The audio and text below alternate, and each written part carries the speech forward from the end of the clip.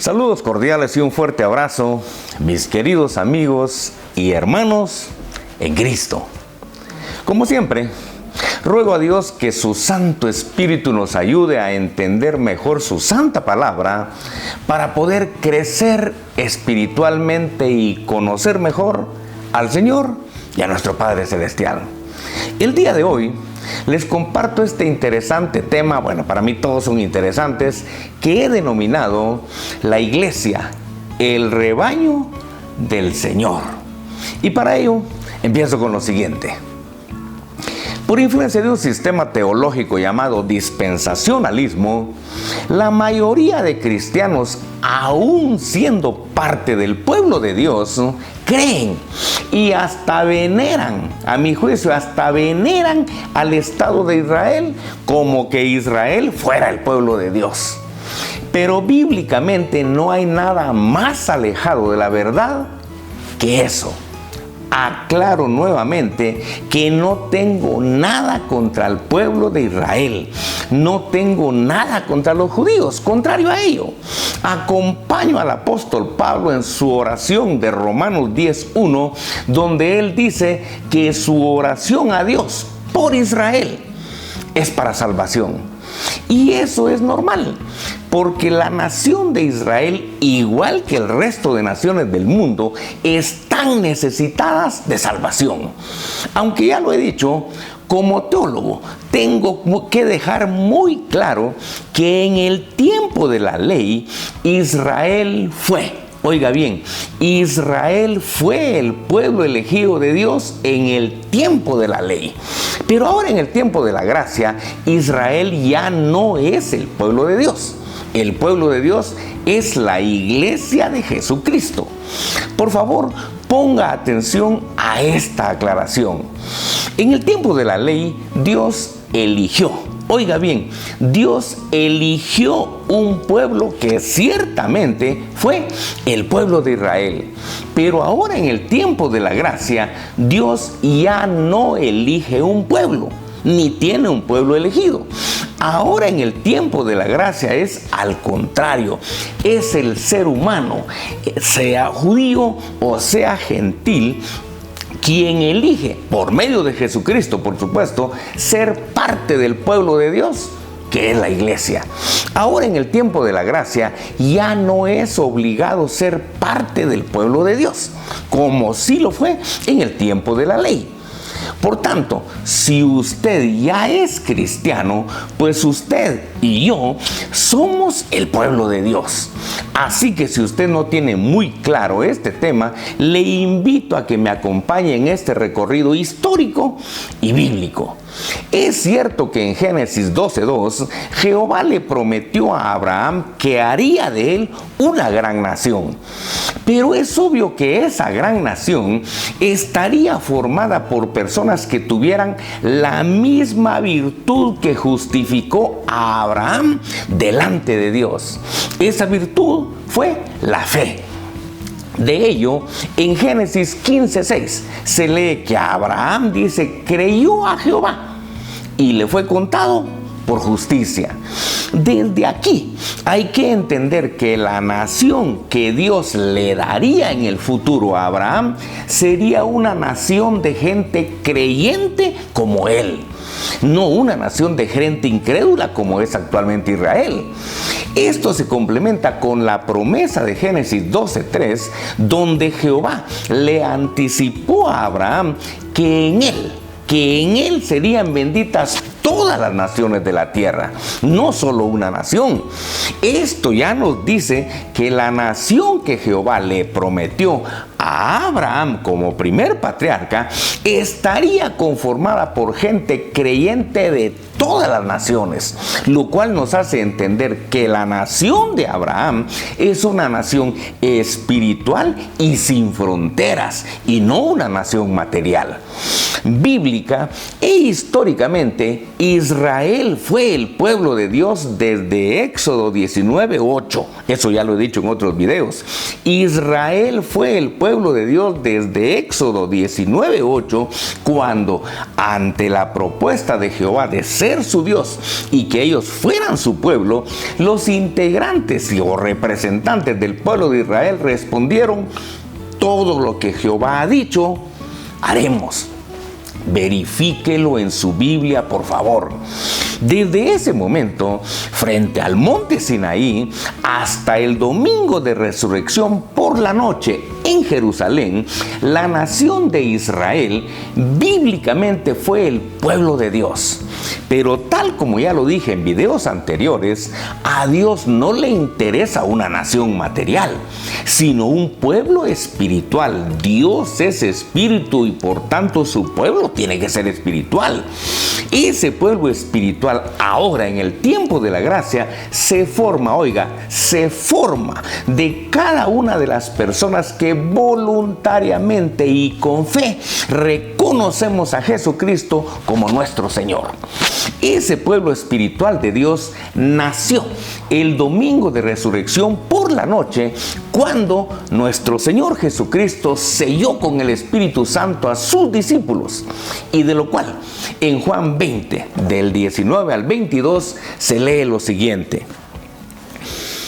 cuando llegó la noche de aquel mismo día, el primero de la semana, estando las puertas cerradas en el lugar donde los discípulos estaban reunidos por miedo de los judíos, vino Jesús y puesto en medio les dijo: paz a vosotros.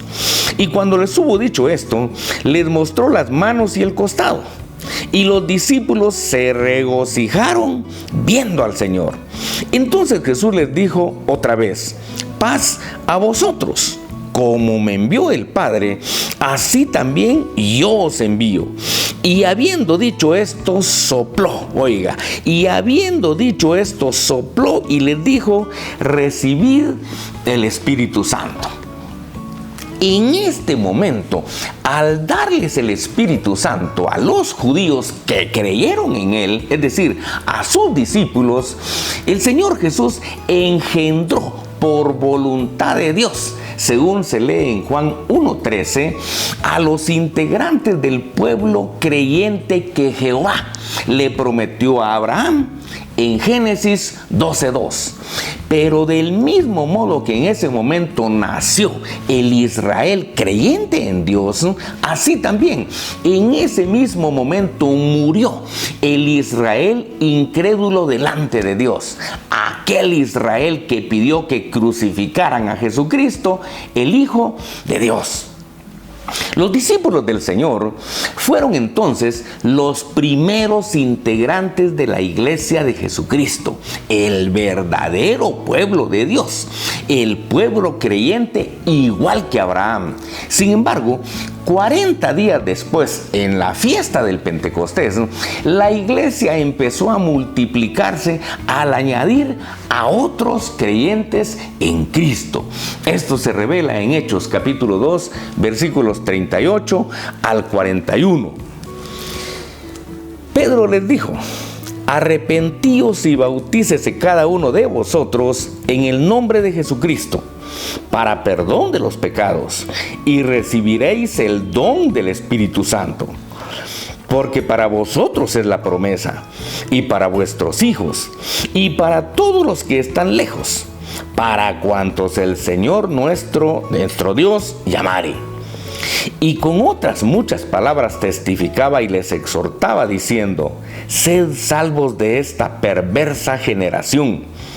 Así que los que recibieron su palabra fueron bautizados, y se añadieron aquel día como 3,000 personas. Durante su primer discurso o su primera prédica en la fiesta del Pentecostés, el apóstol Pedro les aclaró a los judíos que era para ellos y para sus hijos la promesa de salvación, y que lo que tenían que hacer era arrepentirse de sus pecados y reconocer a Jesucristo como Señor. ¿Para qué? para recibir el don del Espíritu Santo que ellos ya habían recibido. De esa cuenta, Pedro les pidió que se arrepintieran y que salieran de esa perversa generación de incrédulos que conformaba a Israel. Y la Escritura revela que los creyentes en Jesucristo en esa oportunidad se añadieron a la iglesia y fueron más o menos 3,000 personas. Pero eso fue solo el inicio de la expansión de la iglesia, el nuevo y verdadero pueblo de Dios, ya que en Hechos 3 y Hechos 4 se revelan los resultados del discurso del apóstol Pedro en el pórtico de Salomón. De ello, en Hechos capítulo 4, versículos del 1 al 4, se lee lo siguiente: hablando ellos al pueblo, vinieron sobre ellos los sacerdotes con el jefe de la guardia del templo y los saduceos, resentidos de que enseñasen al pueblo y anunciasen en Jesús la resurrección de entre los muertos. Y les echaron mano y los pusieron en la cárcel hasta el día siguiente, porque era ya tarde. Pero muchos de los que habían oído la palabra creyeron, y el número de los varones era como 5,000. Esta otra cita revela que como Pedro les predicaba a los judíos y les aseguraba que en Jesucristo estaba la resurrección de los muertos, los sacerdotes judíos y los saduceos se molestaron y tomaron a Pedro y lo llevaron a la cárcel. Pero de los que oyeron el mensaje de Pedro, dice, creyeron y se convirtieron como 5,000 personas. Hasta ese momento, históricamente eran 3 los grupos de judíos que se habían convertido al Señor. Primero, los 12 discípulos, luego los 3,000 del Pentecostés y ahora los 5,000 del pórtico de Salomón. Solo ahí, la iglesia de Jesucristo ya contaba con más de 8,000 integrantes. Eso sí, todos estos integrantes eran creyentes judíos, eran creyentes israelitas. Sin embargo, nuestro Señor Jesucristo durante su ministerio enseñó que su rebaño, oiga esto por favor, nuestro Señor Jesucristo durante su ministerio enseñó que su rebaño, Jesucristo ya no habló de un pueblo, habló de un rebaño, es decir, el verdadero pueblo de Dios, dijo que estaría conformado por creyentes de 2 grupos diferentes. Eso lo revela Juan capítulo 10, versículo 16, donde se lee lo siguiente: también tengo otras ovejas que no son de este redil, aquellas también debo traer, y oirán mi voz, y habrá un rebaño y un pastor. Cuando nuestro Señor Jesucristo dijo, tengo otras ovejas que no son de este redil, se estaba refiriendo al hecho de que tenía otras ovejas que no eran judías. Obviamente esas otras ovejas eran creyentes gentiles que, tal como él dijo, las tenía que traer para que hubiera un solo rebaño, que es la iglesia, y un solo pastor, que es nuestro Señor Jesucristo. Esta profecía del Señor principió a cumplirse en Hechos 10, versículos 44 al 46, cuando Cornelio, el centurión romano, y todos sus acompañantes gentiles o romanos creyeron en Jesucristo y fueron sellados con el Espíritu Santo. Luego, en Hechos capítulo 11, versículos 19 al 21, se lee lo siguiente: ahora bien, los que habían sido esparcidos a causa de la persecución que hubo con motivo de Esteban, pasaron hasta Fenicia, Chipre y Antioquía, no hablando a nadie la palabra, sino solo a los judíos. Pero había entre ellos unos varones de Chipre y de Cirene, los cuales cuando entraron en Antioquía, hablaron también a los griegos, anunciando el evangelio del Señor Jesús. Y la mano del Señor estaba con ellos, y gran número creyó y se convirtió al Señor. Esta cita nos revela que como consecuencia de la muerte de Esteban, que se recuerda fue el primer mártir cristiano, los integrantes de la iglesia principiaron a ser perseguidos por los judíos por su fe en Jesucristo. Pero que en su huida, dice, los cristianos pasaron por Fenicia, por Chipre y llegaron a Antioquía, pero solo le enseñaban el evangelio a los judíos.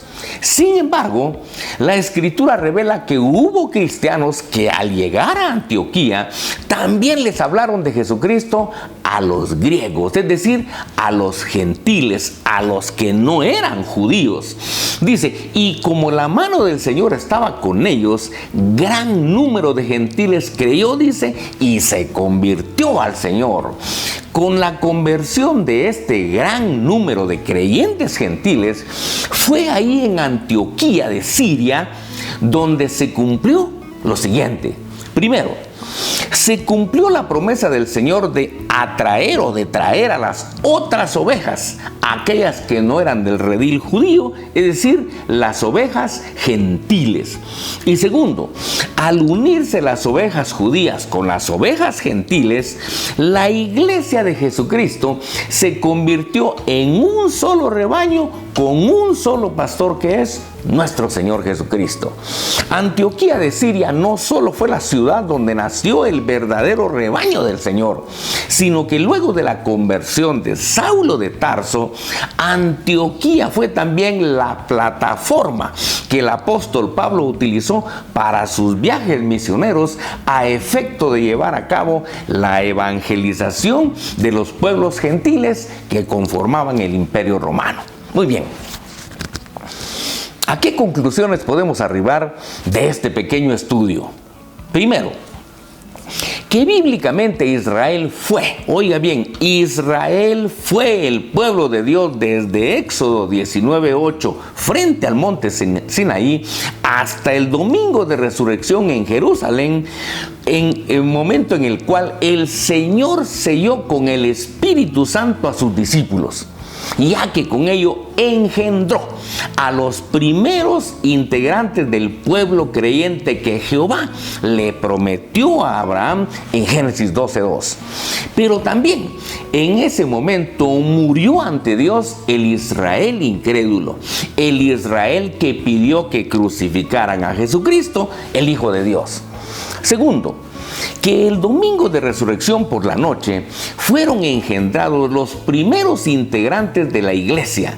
Sin embargo, 40 días después, en la fiesta del Pentecostés, la iglesia empezó a multiplicarse al añadirse como 3,000 personas, según se revela en Hechos capítulo 2, versículos 38 al 42.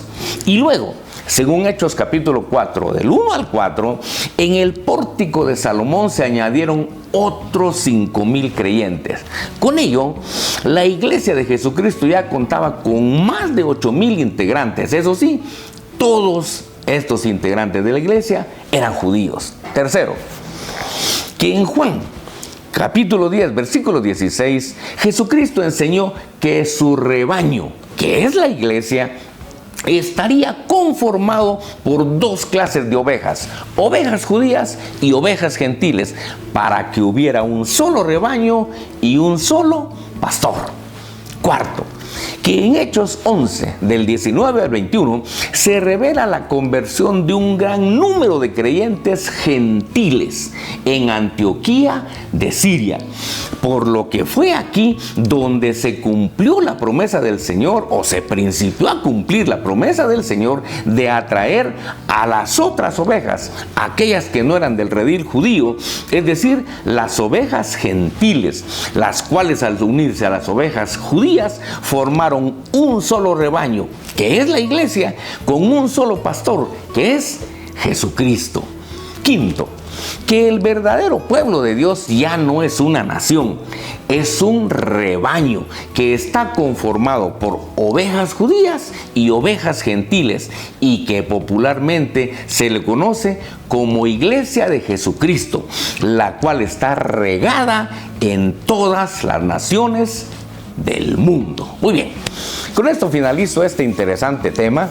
Le recomiendo que lo vea las veces que crea necesario, analice cada cita bíblica que es utilizada acá, y si este tema le enseñó algo interesante, compártalo, ya que todos necesitamos estar actualizados en nuestro conocimiento bíblico. También, si no se ha suscrito, le invito a que se suscriba a este canal. Le invito a que cada lunes le llegue un mensaje como este. Y si Dios así lo permite, nos vemos el próximo lunes.